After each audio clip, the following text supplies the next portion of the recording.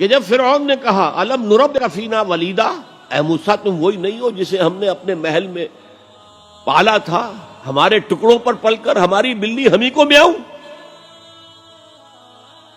تو حضرت موسیٰ نے کہا وَتِلْكَ نِعْمَةٌ تَمُنُّهَا عَلَيَّ أَنْ عَبَّدْتَ بَنِي اسرائیل، یہ تم بڑا احسان جتا رہے ہو میرے اوپر کہ میں تمہارے محل میں پلا بڑھا ہوں، جبکہ تو نے میری پوری قوم کو غلام بنا رکھا ہے۔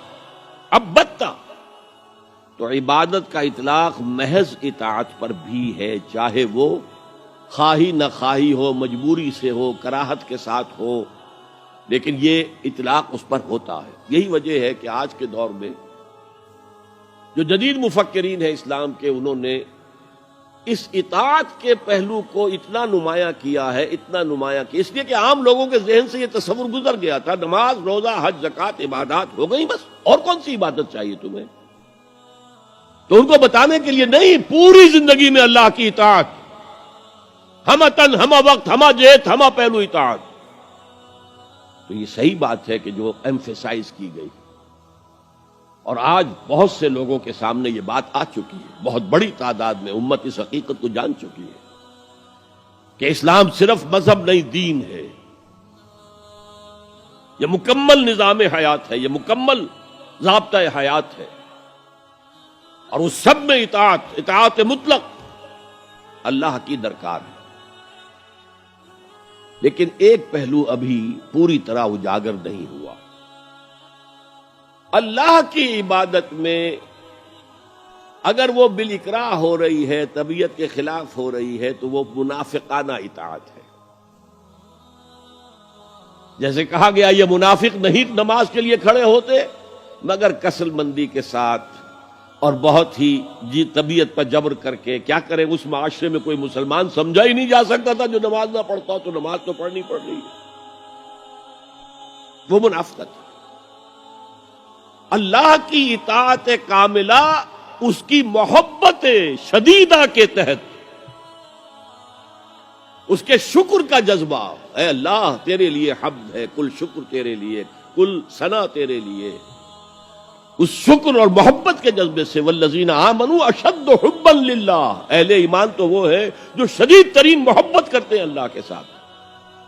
تو اللہ کی اطاعت مطلق، اس کی محبت شدیدہ کے ساتھ دو چیزیں جمع ہوں گی تو پھر وہ اللہ کی عبادت بنے گی۔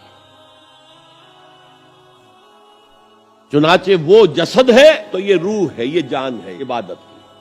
اور فارسی کے دو الفاظ بخوبی ان کے فرق کو واضح کرتے ہیں۔ ایک ہے بندگی، جو ابھی میں نے شعر سنایا، بندگی وہ ہے اطاعت۔ ایک ہے پرستش، پرستش ہوتی ہے محبت سے۔ کوئی زر پرست ہے، کوئی شہرت پرست ہے، کوئی اقتدار پرست ہے، کوئی وطن پرست ہے، کوئی قوم پرست ہے، کوئی خود پرست ہے۔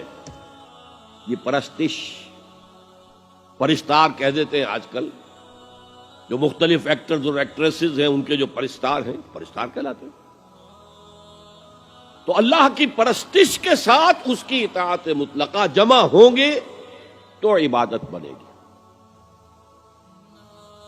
یہ تو ہو گیا عبادت کی تعریف کا معاملہ۔ اسی لیے امام ابن تیمیہ اور ان کے شاگرد جو سب سے بڑے شاگرد ہیں حافظ ابن قیم، انہوں نے عبادت کی تعریف جس طور سے بیان کی، امام ابن تیمیہ نے زیادہ زور دیا اطاعت پر، اور حافظ ابن قیم نے، وہ چونکہ صوفی مزاج آدمی تھے، انہوں نے مقدم رکھا محبت کو۔ العبادت تجمع اصلین، عبادت دو چیزوں، دو بنیادی چیزوں کو جمع کرنے سے وجود میں آتی ہے، غایت الحب مع غایت الذل والخضوع، حد درجے کی محبت اللہ کی اور حد درجے میں اللہ کے سامنے بچھ جانا، گر جانا۔ سر تسلیم خم ہے جو مزاج یار میں آئے، جو حکم ہے حاضر ہے پروردگار، جو حکم ہے حاضر ہے۔ اچھا، بعض چیزیں اس عبادت کے ساتھ ضمیموں کے طور پر ہیں،